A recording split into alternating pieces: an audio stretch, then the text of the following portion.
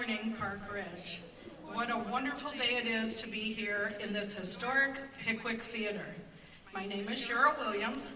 I grew up in Park Ridge, meeting my husband Rob here, and raising 3 children. Just a few years ago, I joined the Park Ridge Historical Society, which I'm a trustee on the board. I'm proud to be a member of the board of Park Ridge and know what wonderful, rich roots, history, and charm. I can't think of any other place I'd love to live. I attended field school, Emerson Junior High, and Maine South, and I'm currently a 3rd grade teacher at Roosevelt School. So you can see I have a lot of understanding of the traditions here and long-standing charm. We at the Park Ridge Historical Society got together, along with our president, John Murphy, and wanted to bring history of Park Ridge to all who live here, and especially to all the young people. We are excited today to introduce the concept of trailblazing women of Park Ridge that includes one particular woman who grew up here, and that is our very own Hillary Rodham Clinton.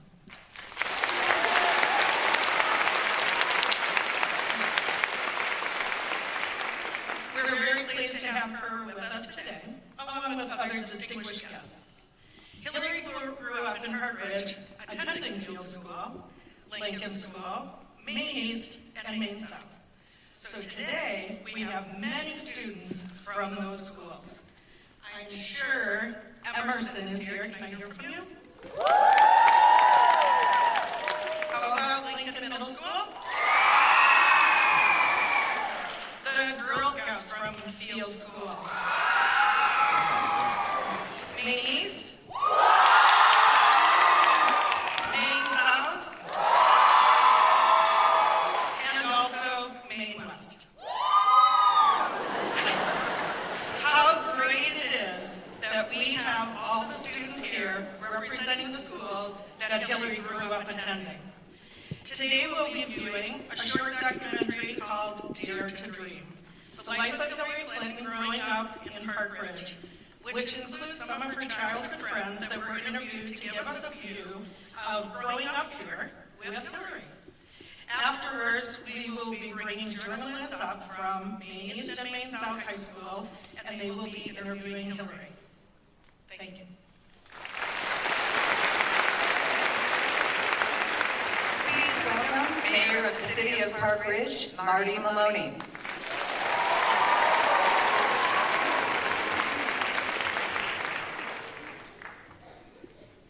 Good morning. I would like to start with a thank you to the Park Ridge Historical Society for organizing the event today, and to the Historic Pickwick Theater for hosting all of us as we celebrate one of our own, about whom we are all very proud. I was asked to prepare a brief welcome for Secretary Clinton, and over the last few days I've been stressing over what to say and exactly how to say it.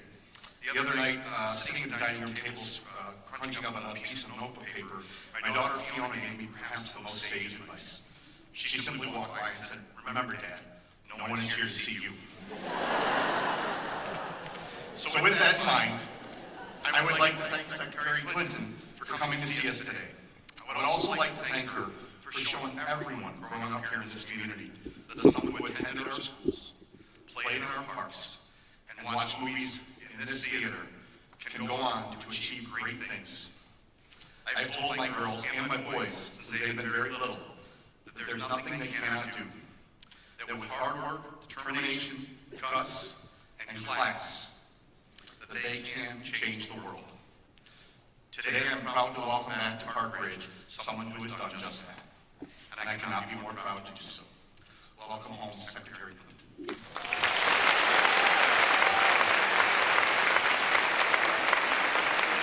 Please welcome Bonnie Claire.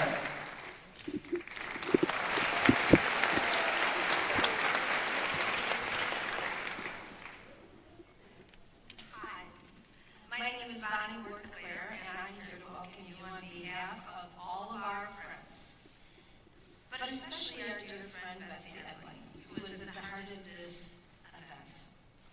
Although she's no longer with us, this project, like her friendships, is close to her heart. Betsy was a precious, special friend, and you'll see her in the documentary, to all of us. She kept us together over all these years. She helped support us and laugh with us, cry with us, and plan together. She was Secretary Clinton's best friend. Life is about friendships. I think if that's your takeaway today, that will be very important.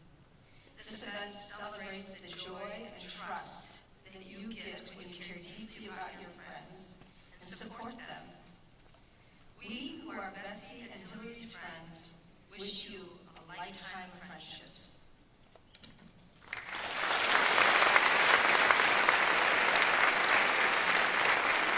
Please welcome President of the Park Ridge Historical Society, John Murphy.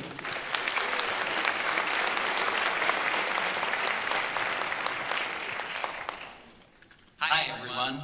I'm John Murphy. I'm president of the Park Ridge Historical Society. I'm really happy to announce our new exhibit, Trailblazing Women of Park Ridge. Coming this spring to the History Center, you'll see how Mother Frances Cabrini, Hannah Solomon, Clara Barr-Wells, and Hillary Rodham Clinton shaped Park Ridge and the world beyond.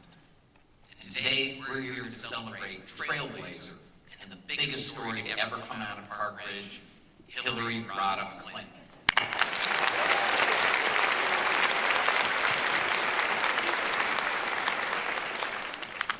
About 4 years ago, I thought, wouldn't it be great if we could collect stories about what it was like to grow up with Hillary Rodham Clinton right here in Park Ridge? And then wouldn't it also be great if the people interviewing and collecting the stories were students from Maine East and Maine South? Well, it was just really an idea until I met Betsy Johnson Ebling. She was a really good friend of Hillary's. We went to Emerson and Maine East and Maine South with her. She was such a good friend, she was known as her best friend. With her help, Maine South and Maine East students interviewed over a dozen classmates of Hillary's. And with Betsy's help, the Historical Society produced a documentary you'll see in a minute about Hillary's life here in Park Ridge. This summer, Betsy and I were trying to put this event together, and I got the shocking news that Betsy passed away. She had just told me about her new grandson, Clayton, and I just honestly couldn't believe that she was gone. And I didn't know that this event would ever happen. But the thing is with Hillary, as you can kind of tell, she has many, many wonderful friends. Her friend Ann Drake said, "I'll help." And with her very generous support, we're here today. So thank you, Ann.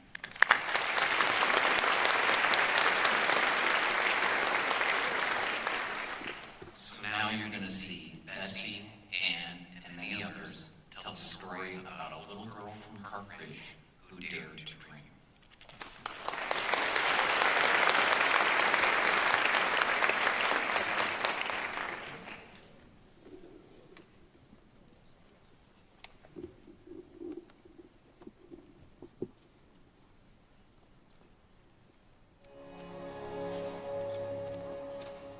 She was the most cause-oriented, focused individual I've ever met. In 2016, a group of Maine East and South high school students set out to examine the early years of our most prominent alum. Who is this girl who dared to dream? As a high school student, I would have said she's different and a step ahead of all of us. I accept your nomination for President of the United States. What has it been like watching someone who kind of came from the same place you did, watching her run for president? When you were in high school, did you ever think that this would happen? What I remember about her as a student is, she was smart, she was interested in things. She was very intelligent. She got elected most likely to succeed. Hillary moved to Park Ridge in 1950, so we both started kindergarten. I attended Lincoln Junior High School with Hillary, and Maine East for 3 years with Hillary, and then we were the first graduating class from Maine South our senior year. We were in AP English class together. Patsy and I were in Sunday school with her from first grade on. She grew up on the north side of the tracks that go through downtown Park Ridge, and I grew up on the south side of the tracks. In the summertime, we went to West Park Pool and swam every day and would see our friends. All the talk that summer was about who we were going to meet when we got into high school. And I heard Hillary's name, and people said that she was smart. She was eager to answer questions. She was quick, gave thorough answers. She seemed to just flourish in social science and English. She was part of student government a lot. She could actually outline what it is that students were asking for, and she kind of went to bat for everybody, and people looked to her to do the explaining. It wasn't just academic things that she was interested in. I think she had a lot of other interests too. If you look in the yearbook, you'll see that she's on quite a few pages, more than most people, because she was involved in lots of different activities.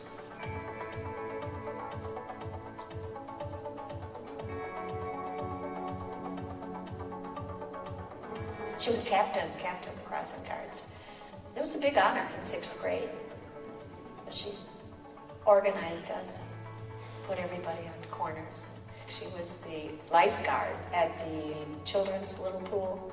Oh, Hillary was an extraordinary athlete, and unfortunately, there were no girls' sports. Life for girls was very, very different in 1965. You could be a cheerleader, but you couldn't be a gymnast. There were still restrictions on what you could wear. Girls could not wear slacks when I was at Maine East, except if it was like below zero outside, then they were allowed. You know, the idea of women being leaders was just, you know, that there's supposed to be a boy president of the student council and a girl could be secretary. The idea was to go to college and meet a husband and get married, and that was sort of the expectation. You know, people would joke about going to college to get your MRS degree. They either pushed you into nursing or teaching. When I went to college, never would have entered my realm to think that girls were in engineering or math or accounting or medicine. You know, there was no encouragement really to think about your own ambitions and, you know, what you wanted to accomplish. You know, it was pretty well assumed that what you wanted to do was get married and be a mother, so, which is also a wonderful thing to do. But nobody thought you could do both. You could be a nurse, but you couldn't be a doctor. You could be a hygienist, but you couldn't be a dentist. You could be a legal secretary, but you couldn't be a lawyer. She's told the story about wanting to be an astronaut, and she wrote a letter to NASA to ask about applying, and they literally sent her a letter back saying girls need not apply.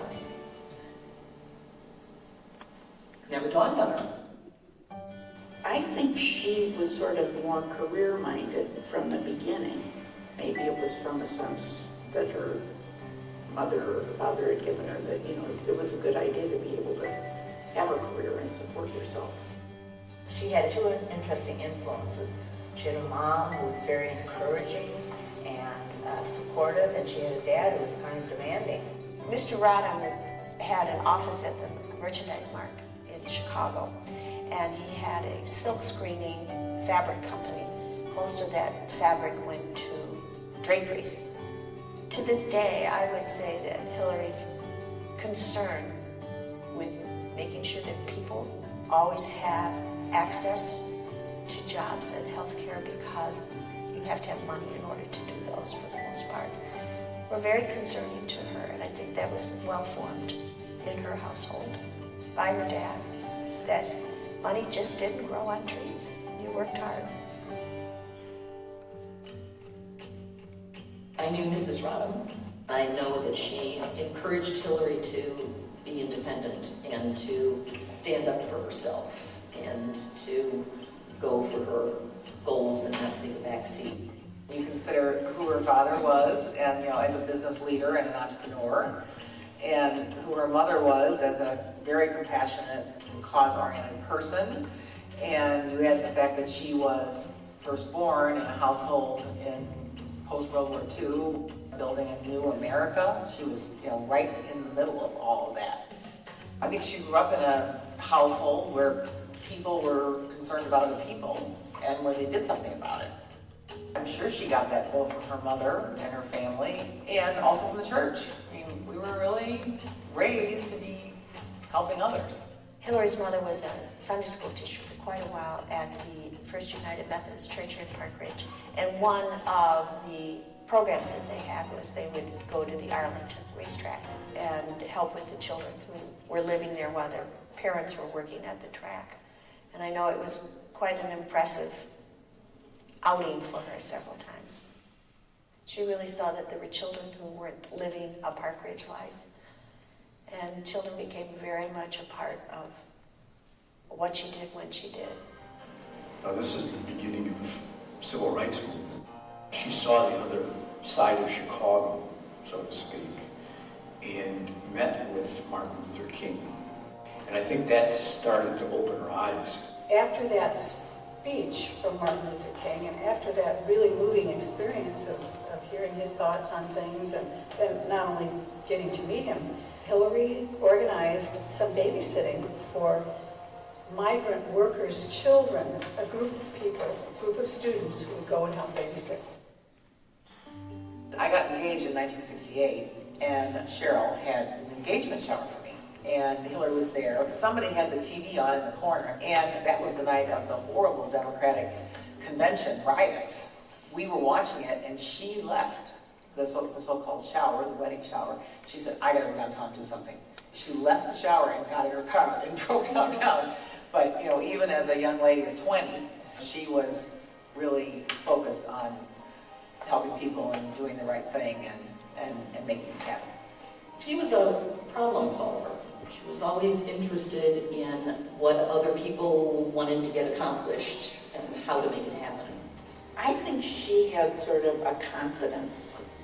She liked meeting people. She liked getting to know people. She was involved in activities. She put up the decorations. It didn't have to be some, super serious, world-changing enterprise. Whatever it was that there was to be done, she was, happy to be part of it.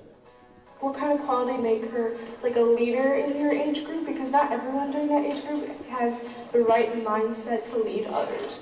She was very smart, very articulate, very serious. She was just a really good communicator, and she was good at explaining different points of view and bringing ideas together.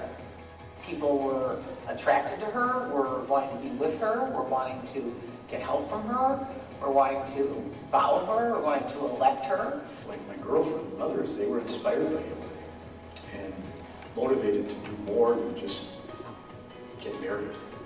And nothing wrong with that, but that there were options. Her history is amazing. From the time she took an internship and she was studying the health and education needs of migrant workers in Arkansas, she founded something to make sure children had the health care and education they needed. The fact she became a lawyer, there aren't very many female lawyers at my age during that time. Do you still see like a little bit of high school Hillary in her? Absolutely, I see a lot of high school Hillary in her. She's got the same focus and sense of balance and sense of self that she always had. She's more confident and more worldly and knows the name of every global leader and every political issue. It's just way beyond my imagination today as to how she could be so accomplished.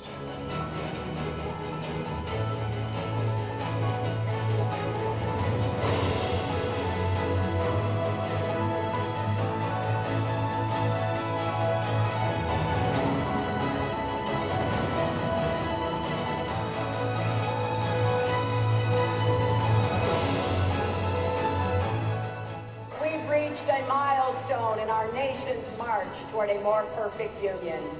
The first time that a major party has nominated a woman for president.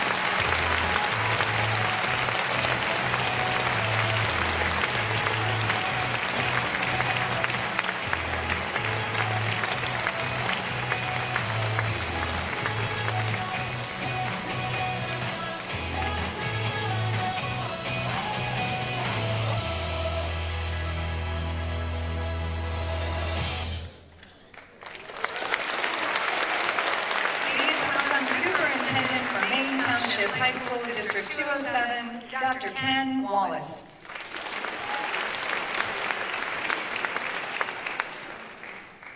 Wow. Good morning, everyone. I'm proud to serve as superintendent of Maine Township High School District 207, a district that has been named one of America's most innovative twice in the last few years.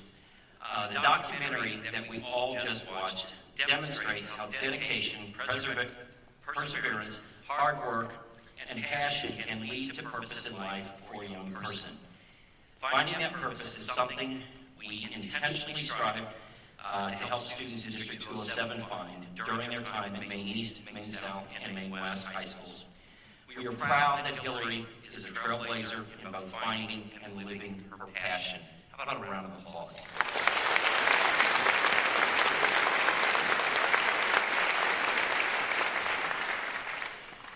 I am honored to introduce two of District 207's finest students who will spend some time asking Hillary questions about her life in Park Ridge and her journey after graduation from Maine South High School.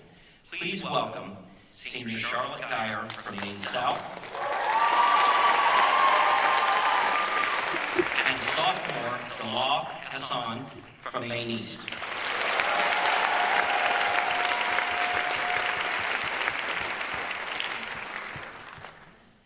Now I would like to introduce a longtime friend of Hillary Clinton who was the driving force behind making this day a reality. Please welcome Ann Drake.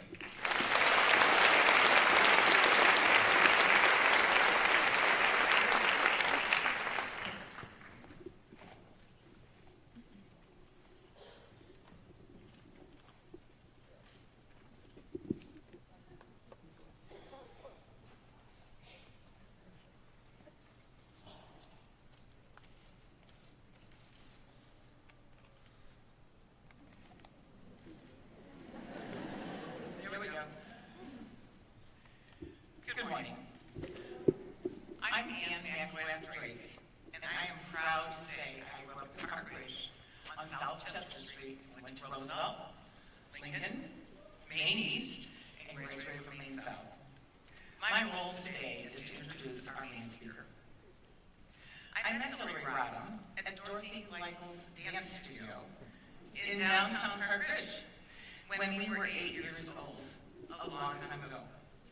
There, over several years, we learned about first position, second position, third position, followed by toe and even tap. Dancers, like probably many of you. We also grew to know each other at the United Methodist Church, carpooling to help the needy in Chicago Center City, attending retreats at Methodist Campground or Lake Geneva, and working with disadvantaged kids on Chicago's South Side. Our church experience culminated in 8th grade when we were part of the same confirmation class. In high school, at Maine East and then Maine South, Hillary and I were focused on the serious side. Good grades and accomplishing things, and became members of the National Honor Society. We were even Goldwater girls together, and she became interested in issues of the world and in government, while I was just trying to get good grades. I always did think she was the strongest leader I knew, an independent thinker who made up her own mind and did the right thing. When we went off to college, Hillary took the giant step and went to the East Coast, to a place little known to us at the time, Wellesley College, an exclusive all-women's school. I stayed in the Midwest with most of our friends and went to a Big Ten university. Following graduation, I married my high school sweetheart and headed into teaching and the U.S. Air Force as an Air Force bride. Hillary, on the other hand, was enrolled in Yale Law School, where she met Bill Clinton from Little Rock, Arkansas. The rest is history. It is with incredible admiration, love, and respect that I am honored to introduce to you one of the greatest leaders of our time, Hillary Rodham.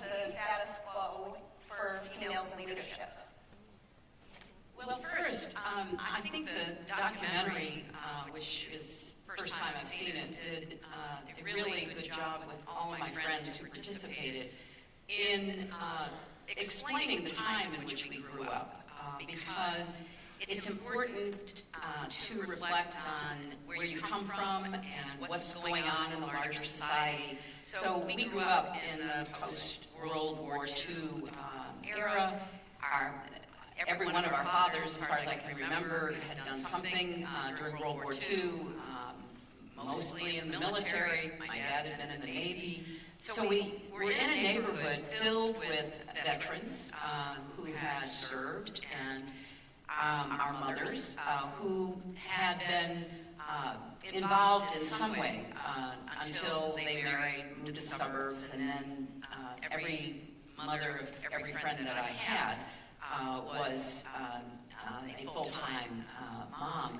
And so I only knew women who had professional careers through my teachers and through the public librarians because I spent a lot of time in the libraries here. And I really think it was the combination of both my parents, but also my teachers. And I have to say, I, along with all of my friends and Betsy's family who are here, are just missing her so much at this moment, because she was kind of the glue that held us all together. And we had great teachers. I met my best friend Betsy in 6th grade at Field School. And we had a teacher named Elizabeth King. And Mrs. King was a superb teacher, in part because she was always pushing us. You know, if you did a school assignment, she'd say, well, is that the best you could do? And she had a saying, don't hide your light under a bush barrel, which comes from the Bible. And she would constantly be encouraging us, particularly the girls, which was unusual, to do more. And I went to Emerson. I just have to correct the record. I was one of the early classes at Emerson Junior High School. And again, terrific teachers, and then on to Maine East and on to Maine South. So I give both my parents, who passionately believed in education. My mom didn't get to go to college, and so they were absolutely determined that we would take school seriously and that we would go to college. And my teachers. So they created a different window for me to look through and think about. I've just written a book with my daughter. It's called The Book of Gutsy Women, and we share our experiences because, as I say, I didn't know women that worked outside the home other than the teachers and librarians, whereas by the time Chelsea was born in 1980, she, a pediatrician, was a woman. The mayor of Little Rock, Arkansas, when she was a little girl, was a woman. So we compared the very different experiences we had, and where each of us sought inspiration or motivation, role models, to try to figure out what to do with our own lives. Yeah, thank you so much. In the documentary, it is mentioned that you were aware of, the other side of Chicago and the difference in privilege between various neighborhoods and parts of the city. Do you believe this has worsened or improved, and what do you think we as students can do to improve the situation and help strengthen the equality among the city of Chicago? Great question. I give a lot of credit to my church. You saw a number of pictures, me with various friends. Ann Drake and her have pictures up there, talked about some of the work we did at the First United Methodist Church. And I really give church and the Sunday school teachers, and particularly our youth minister, Reverend Don Jones, an enormous amount of credit, because they were the ones who never let us just lapse into privilege, be like, okay, we're living in this really nice suburb, and we have a wonderful school system and great parks and easy neighborhoods that support us. So the church was the place where we were always challenged, and Reverend Jones set up youth exchanges. So we would go into Chicago, we'd go and have youth exchanges in African American churches and Latino churches, where we'd sit in church basements and we'd talk to kids whose lives were different from ours, but what was most striking is how much we were alike. And so creating that sense of common experience and common humanity. So I would argue that things are better, but they're not good enough. And they only can be good enough if we recognize that everybody should be treated with dignity, and we should keep striving for equality and opportunity for everyone to take advantage of. So I'm very grateful to my faith and the upbringing that I had in the Methodist Church just down the street. That truly is inspiring, and it seems with this and with everything else you've done that we've seen you go through, preparation has been sort of your key to success and all the hard work you put in. However, what have you been least prepared for in everything you've done, specifically though running for president? What surprised you most? Well, wow. You mean besides Russians?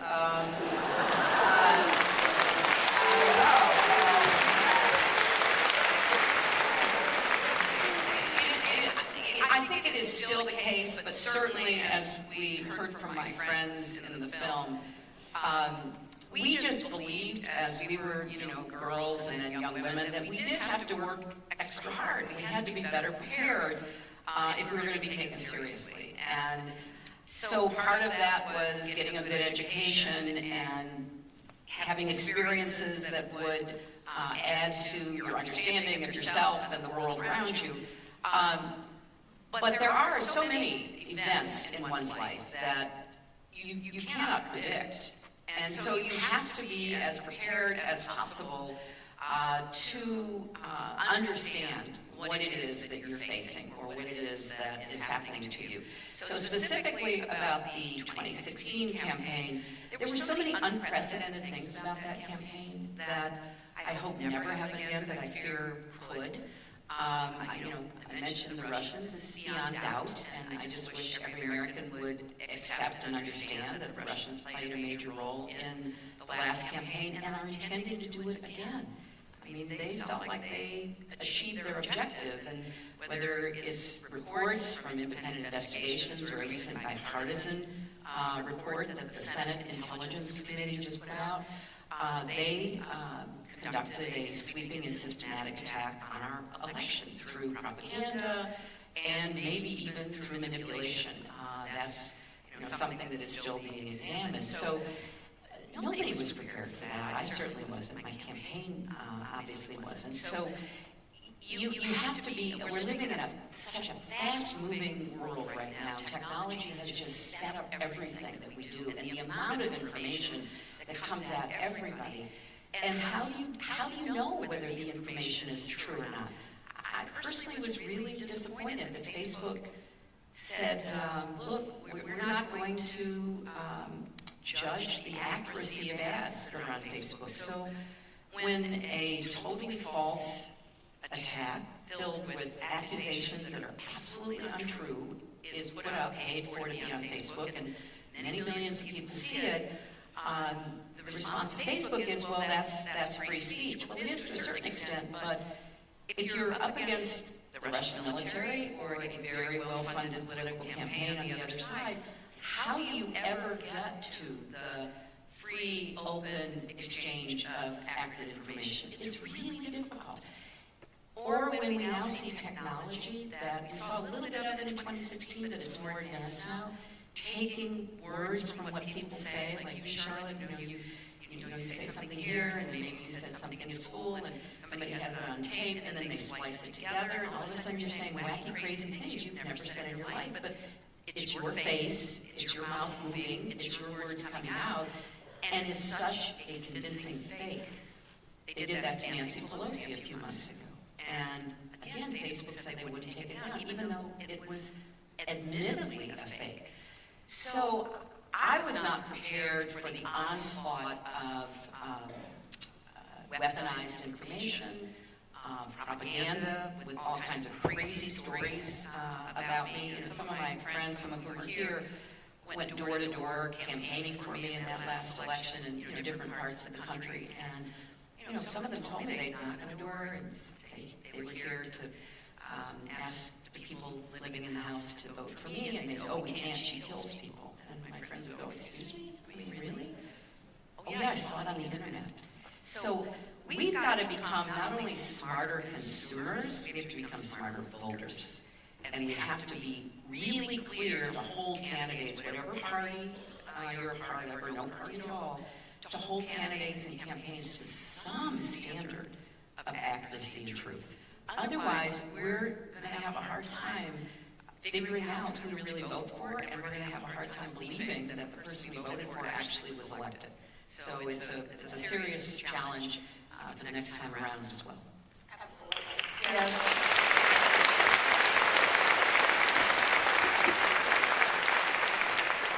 Yeah, that absolutely needed to be said. In the documentary, it is mentioned that in 1968 you were at an engagement shower in the midst of the riots at the Democratic National Convention, and you immediately left in order to try to make an impact. What prompted you to leave so urgently, and what were the thoughts that were running through your head? Well, I went with my friend Betsy. Actually, she drove. She got access to her parents' car. We didn't have cars. And both of us couldn't believe what was happening. You know, we felt so lucky to grow up outside of Chicago. I love Chicago. I love the cultural institutions in Chicago. I love the diversity. I love everything about the city. And so the idea that there were riots happening in Grant Park, and it was so unthinkable. So we decided we would go and see what was, occurring and try to figure out what, if anything anybody could do. Well, we obviously had no idea what we were getting ourselves into, and never told our parents where we had been for many years. We got there, and we were, in the crowd in Grant Park, and people were pushing at the police, and the police were pushing back. And then all of a sudden, people behind us started throwing rocks, and I thought, that's the craziest thing I've ever experienced. I mean, what are they throwing rocks for? They're just going to hit people in the crowd, the whole thing, and you shouldn't be throwing rocks at the police anyway. So we didn't stay very long. It was out of control. It was so incredibly just unusual. We'd never seen anything like that. So we went, we looked at it, and then we looked at each other, and we said we have to leave because we didn't know what was going to happen next, and we hadn't come to either get hit by a rock or eaten up or thrown in jail. So we decided we'd come home. It was the beginning, starting with President Kennedy's assassination, and then in '68, the assassination of Dr. King, the assassination of Bobby Kennedy, and then the riots in Chicago. It was a really confusing and quite frightening time to be our age. We were all, 20, 21, and we were trying to figure out what was happening in our own country. So it was a part of history we wanted to look at and try to understand. But it was way beyond anything we'd ever experienced before. Unfortunately, this is sort of carried on into some politics today and our world today. So given the state of discourse around politics in our world today, what do you think needs to happen in order to foster civil and productive conversations that do lead to compromise and growth? Boy, that's a great question. And I was at the, yes, let's give a round of applause for that question. I was at the University of Michigan yesterday and doing some speaking there. And I heard about a program that a group of Michigan students started from opposite sides of the political spectrum. Red, blue, Republican, Democrat, left, right, whatever you want to describe it.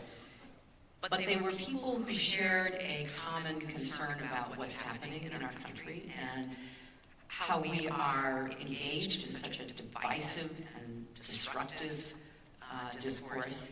So they started meeting, and they started meeting just a small group, I think 6 originally. And they just started meeting and started talking.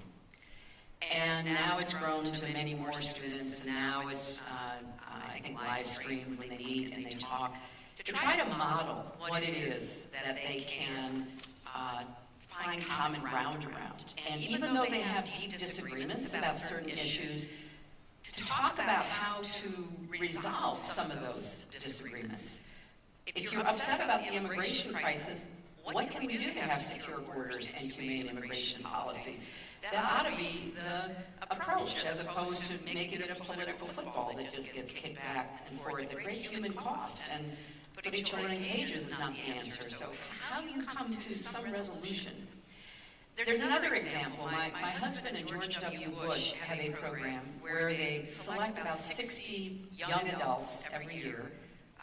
Bill selects 30, George Bush selects 30, and they're kind of by choice Democrats and Republicans, but they come together for a year.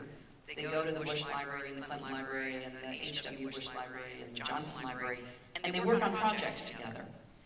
And it is an amazing and very heartening transformation that occurs, because they come into this setting because they want to have the experience for themselves, and they leave realizing that they can work across these divides, they can find some common ground. And They have a graduation every year, and at the end of it, the Republicans come up to Bill and the Democrats go up to George W. Bush and say, thank you for having this program, because I never knew that I could actually listen to, respect, and work with somebody who had such a different political perspective.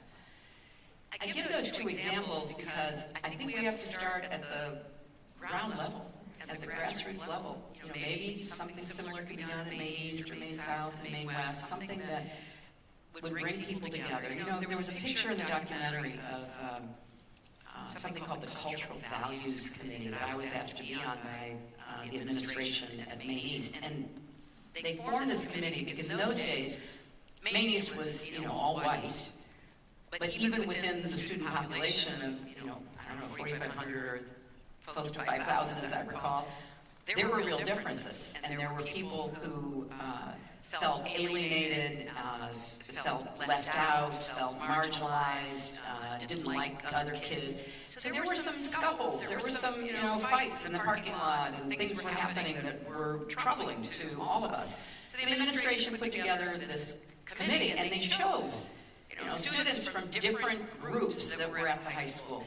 And they said, you gotta meet and figure out how you are all gonna get along. I will never forget that. And it was terrific because, you know, some of the people on the committee, there was one really big guy, and, you know, if I saw him coming down the hall, I'd go to the other side, and I was scared of him. But he was a leader among, you know, a certain group of students.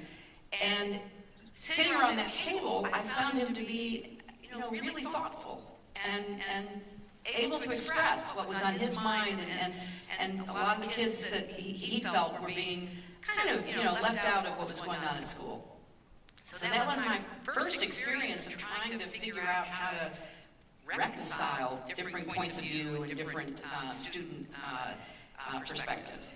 So I really believe that that should be a constant in our education system, because we've got to figure out how we're going to live together and work together. The United States still has by far the best dynamism because of our diversity. I mean, we have people from all over, some who've been here from the Mayflower, some who, you know, came over seeking refuge. We have people who are determined to make more out of their lives, want to give their kids a better life. We should be trying to figure out how that's all going to work and how to make it possible for everybody's contribution to be recognized and appreciated. So I think on the local level we need to do that, and on the national level I'm a bit stumped right now, because we're in a constitutional crisis, and it's very sad to me. You know, I've worked with and known most presidents going back to Nixon. I've agreed and disagreed with presidents of my party and the other party, but I've never felt this worry that what's happening is undermining our national unity and causing threats to our national security. So we're in a crisis. And that will make it even more difficult to try to cross lines, because there's an impeachment inquiry that's been opened to investigate the president's behavior and people around him that I think rightly deserves to be investigated. So how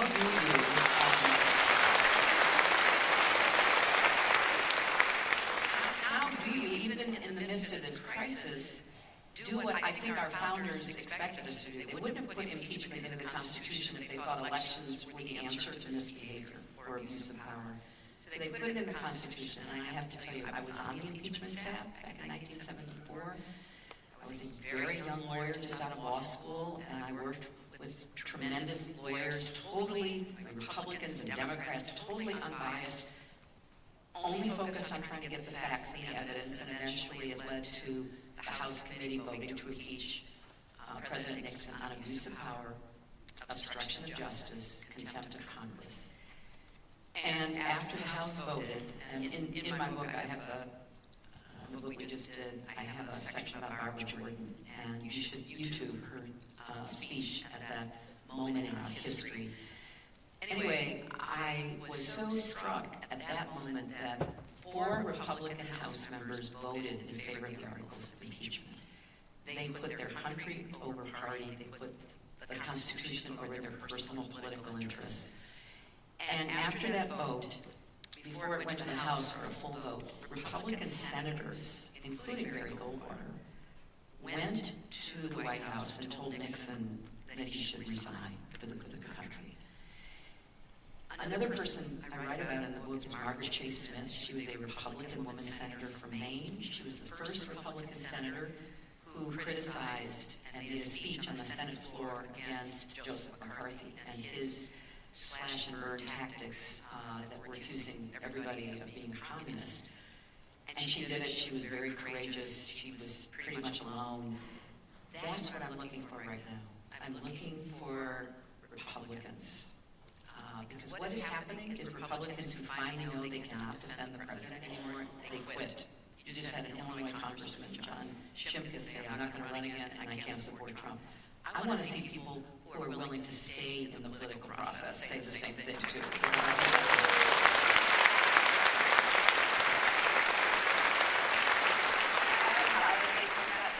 So inspiring. I mean, it may sound something we've been working on. It's really rebuilding from the ground up and fostering these friendships despite polarization. Our Principals Advisory Council has been working on that, but I think it's just such a good point that we really do need to start from the bottom at the local levels. Yeah, I think it's so incredible that you're pushing for such immense change and reform, because that's what we really need right now. And with that being said, it is mentioned that during your time in Park Ridge, you babysat for the children of migrant workers. And with that in mind, how does it feel knowing that you did so much for children of migrants? How does it feel to see the current situation at our southern border? It really makes me so sad and just sick at heart. Again, this was a program through our church. You know, we lived in Park Ridge in our early years before there was an O'Hare Airport. In fact, I remember going out to the airport when it was being built. We were, don't tell anybody, skateboarding through some of what were to become terminals, snuck in. And so we had lots of farms around Park Ridge. And every fall, migrants would come. They had a trail, in effect. They would come from Texas. They would be picking crops all the way up, and they would, get to where we were. And so for a few weeks, maybe even a few months in the fall, and then sometimes in the spring, we'd have older migrant children at our school, at Field School. I can really remember that. And then, the families would move on to the next harvest or the next planting. So our church was aware of the problem that happened on weekends, because the migrants would live in camps out at these farms, kind of where O'Hare is, and they would have to work in the fields on the weekends, and they would also have their older children. And by older children, I mean 7 and older, work with them. And they had no one to watch their younger children, because the whole family would be out working and the younger children would be left. So our church arranged for us to gather up some young, I don't know how old we were, 12, 13, 14, something like that, to go out to these camps and watch the kids while their parents and their older siblings worked. So I remember, my mother drove me out, or my father. We went out to the camp, and we got out there early in the morning, and we watched the kids until 4 o'clock. And I will never forget the first day I was there. We'd bring games and balls, and obviously for the little kids, trying to get them to take a nap, all the things you do when you babysit. And so at the end, all these trailers that were in the camp where the families lived, there was a dirt road and then another dirt road, and there was like an old school bus that brought the families home from the fields. It was like 4 o'clock, 5 o'clock in the afternoon. And I will never forget how all these little kids, immediately when they saw that bus, started running down that road to see their parents, and how tired and dusty the parents, the mothers and the fathers, the older siblings were, the aunts and the uncles, and they'd get off that bus, and these little kids would throw themselves into their parents' arms or their big brother or sister's arms. And I remember, I had this distinct memory of thinking, wow, that's what I used to do when my dad would come home from work. I remember, when I was 3 and 4 and 5, I'd be so excited, he'd come home from work, and I would run, and he'd, jump into his arms. And I thought, wow, that's just what I did. And somehow that made a huge impression on me as a young girl.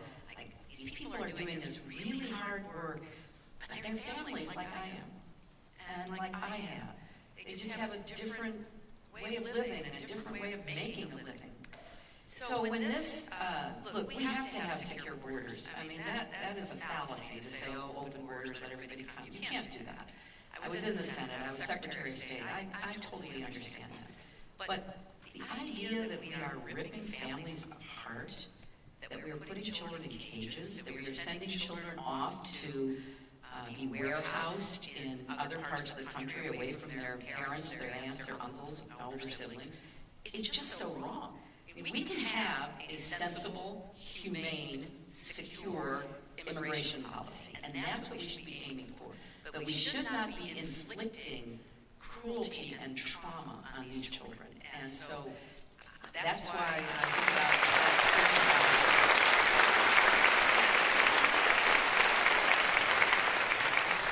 Well said.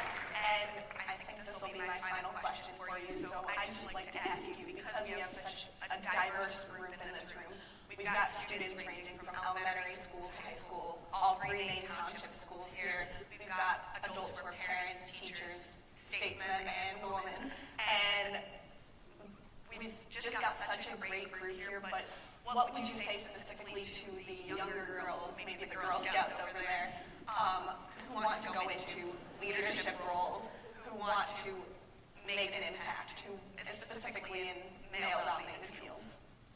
Well, I was a Girl Scout. I started as a Brownie at Field School, and then became a Girl Scout, and I was in Girl Scouts all the way into high school. I ended up being in those days, it was called a Mariner Scout, because I was interested in, badges and things having to do with the water.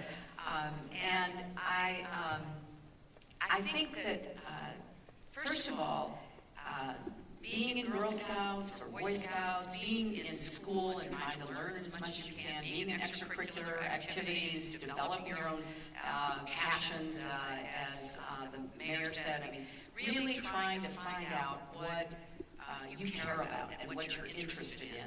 Because there are many different ways of leading. You don't have to run for elected office to lead.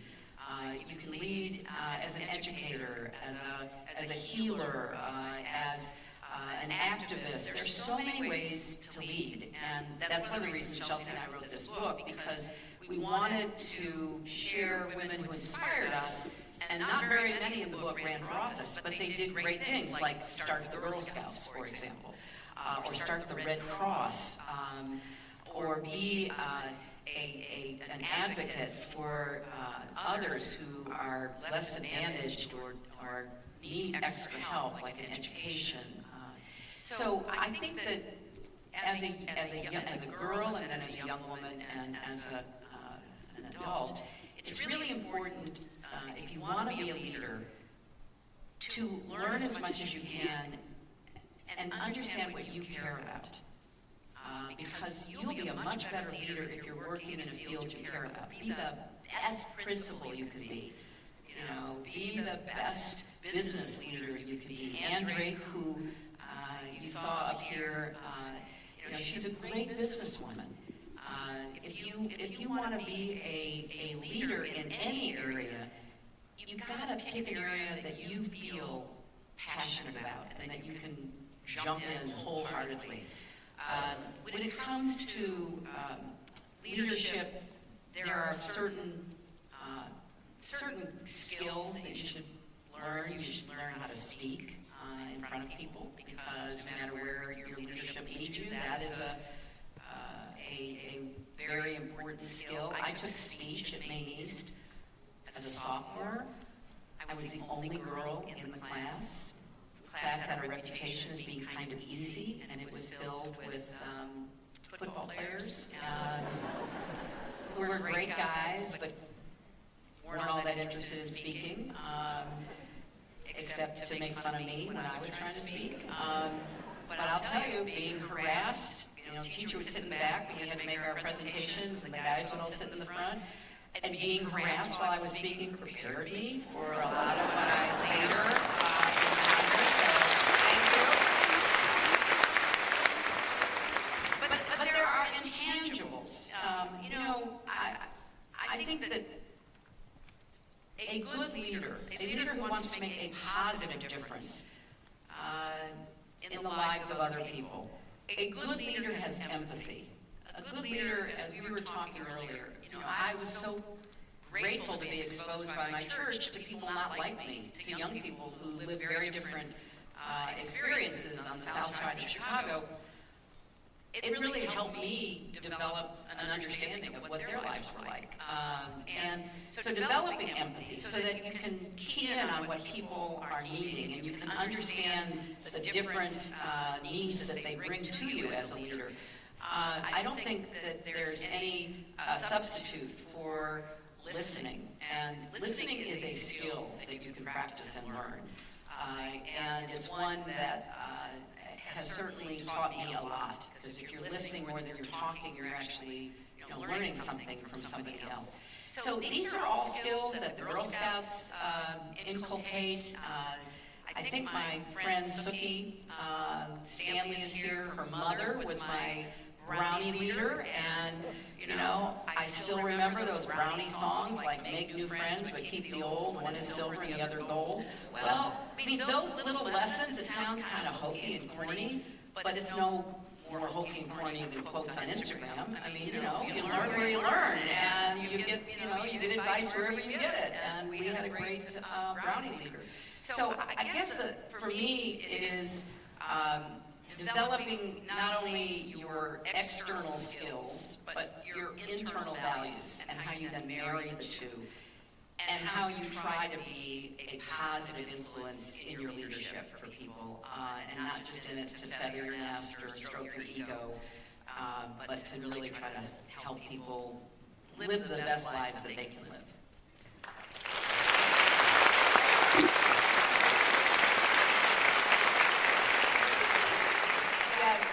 I think that it's very vital that young leaders learn how to not only sympathize, but more importantly, empathize with others. So I think that's a very, very important message that you're trying to get across, and we really appreciate that. And it is mentioned in the documentary that growing up, your father pushed you to be so persistent and diligent and very, very hardworking. If he were here today, what would you say to him? Wow. Yes, my father was a chief petty officer in the Navy, and his job was to train young sailors up at Great Lakes Naval Base to be sent off to war in the Pacific. So he was a stern, demanding man in his military career during World War II. And he was really demanding in his fathering. And I think there's a connection between the two, because when he died back in 1993, I got a lot of letters from sailors he had trained, and some pictures of my dad as a young naval officer with the very young sailors surrounding him at a graduating ceremony before they shipped out. And these men said, your dad taught me discipline, your dad held me to high standards, your dad really made a difference in my life.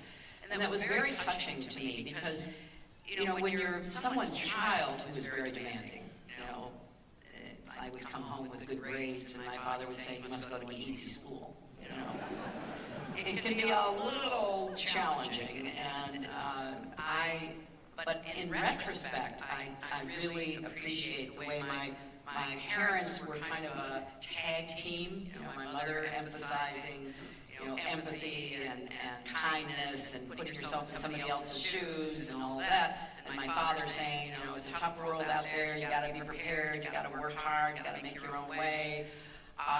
And so, you know, he never saw me have a political career, which wasn't anything I thought I would do until years after he died. But if he were here, I think he would be really excited to be back in Park Ridge because this was his dream.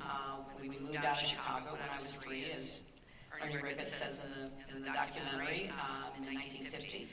And so he really thought this was the best place to raise kids. He was so proud of living here. And I think he would be really happy. He'd be happy. He'd get to, he'd get to see how my daughter turned out. He'd get to see my 3 grandchildren. So I think he would say, you've done good so far, but what's next? Don't rest on your laurels. And I know we have to quit, but I want to end with just a personal reflection. My friend Bonnie was up here giving that really wonderful tribute to Betsy and talking about the importance of friendships. And I want to end by emphasizing this because we do have students from elementary into high school here. And I just want to emphasize the importance of friends. And if you only have just one friend, but it's a good friend, it's a friend who can be honest with you, and a friend who can support you, and a friend who is there when you need her or him, you've got a great friendship. If you're lucky enough, as I was, to have a circle of friends, both girls and boys growing up, because as Ernie said, I walked to kindergarten with him the first day to field school, and we graduated together from Maine South all those years later. Your friends can be a really important part of you finding out who you are. You shouldn't stay friends with somebody who's a negative influence, believe me. I've had that experience too, don't do that. But for people who really care about you, and you care about each other, and you're in it together, and that was what was so wonderful about my friend Betsy, who we are all really missing today, because this was her creative idea, and along with John made it come to fruition, and I thank the Park Ridge Historical Society for that. But she was a friend through good times and bad. She was a friend no matter what was happening in my life, and I tried to be a good friend to her no matter what was happening in her life. And that kind of bond made me a better person, made me a person who was really guided and supported by somebody who was good to the very soul of her feet as well as her heart. And so, value your friends and stay in touch with them when you go off to do whatever you do after graduation. Because they knew you when. They knew you when you were a Brownie and a Girl Scout. They knew you when you were in elementary and junior high and high school. And they can continue to be a really important source of love and advice and honest criticism. You won't keep friends with everybody. There's natural drifting, and you need a friend like Betsy who kept us all together. I mean, she made sure that we all, came together whenever we could.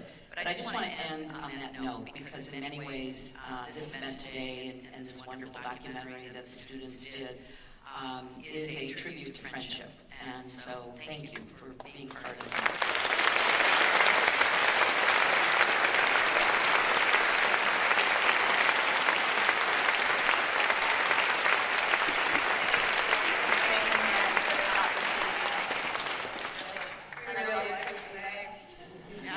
Thanks, everybody.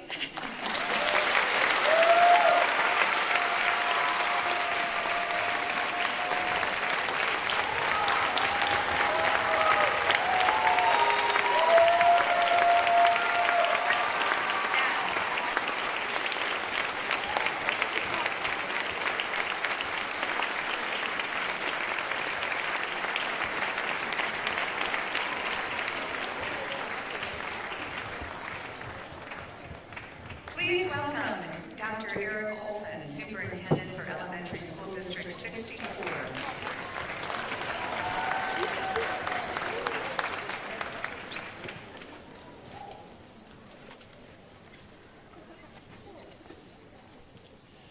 morning.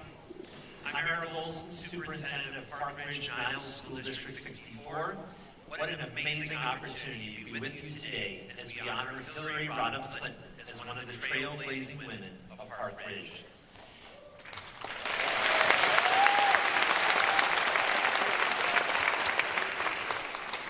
It's our mission in School District 64 to inspire every child to discover, learn, achieve, and care.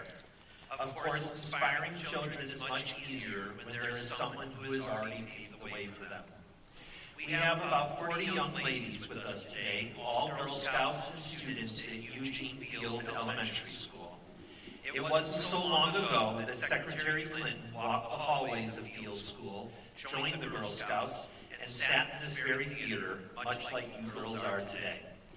Because of Secretary Clinton, our students don't have to look very far for inspiration on what it means to discover, learn, achieve, and care, as she has championed these ideals throughout her life. The Learning Resource Center, or library, at Field School is named for Hillary Rodham Clinton in honor of her exemplary public service that remains an inspiration for our students today and in the future. Our Girl Scouts would like to present Secretary Clinton with a book of photos that both commemorates her time at Field School and exemplifies how her legacy will continue to inspire our students well into the future. Thank you.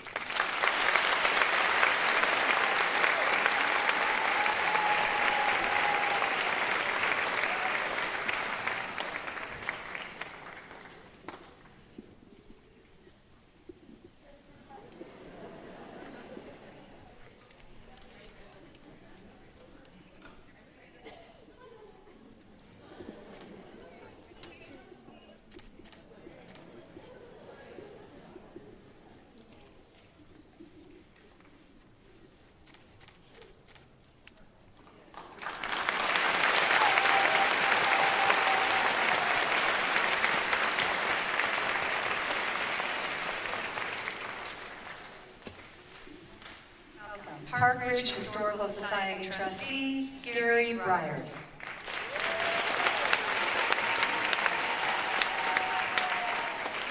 Well, good morning.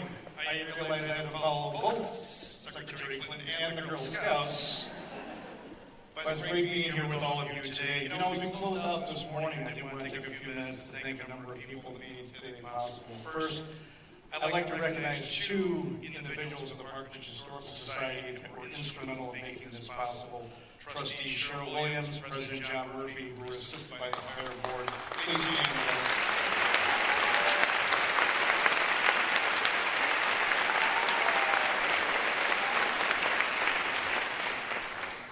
All the classmates of Hillary Rodham Clinton who shared their stories with us today and helped us develop our video. Thank you very much.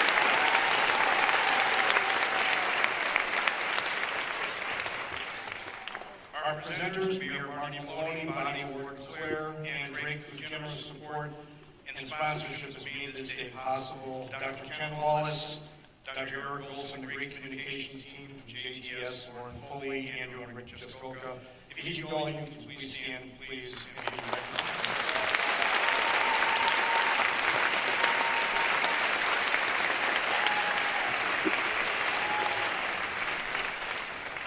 I think a special round of applause for outstanding student journalists. I thought Dalal and Charlotte did a great job today.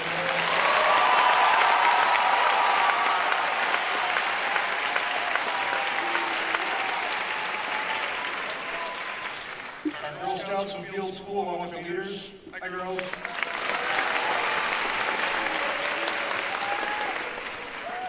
And ladies and gentlemen, please join me in another round of applause for our very special guest, Secretary Hillary Rodham.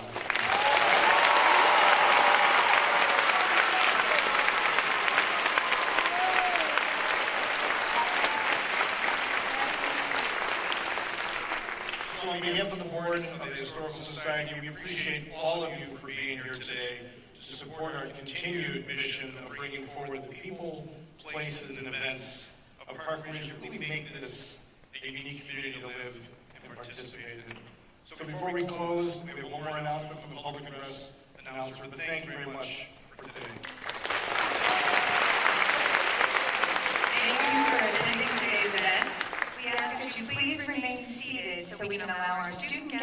safely depart the theater and get back to school.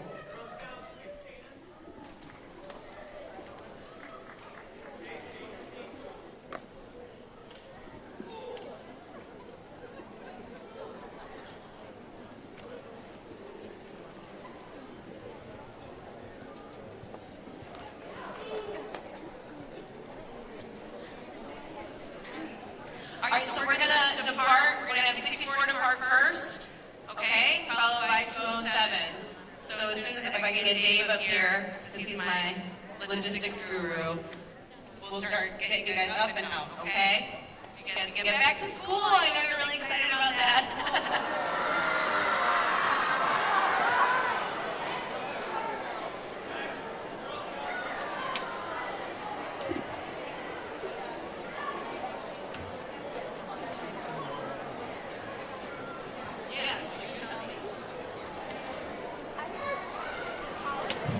Okay, listen up. Here's how we're going to get you guys out of here. In the alley behind me are the buses. So right now, we're going to start with Lincoln, because Lincoln's buses are the first ones in the alley. You're going to go out that side door, go around. You've got the first 3 buses in the alley. Okay, so Lincoln, stand up. You're going to come to the front here. We're going to get you out the side door. Emerson, remain seated for a second. We'll get you right after them. I'll come right back up.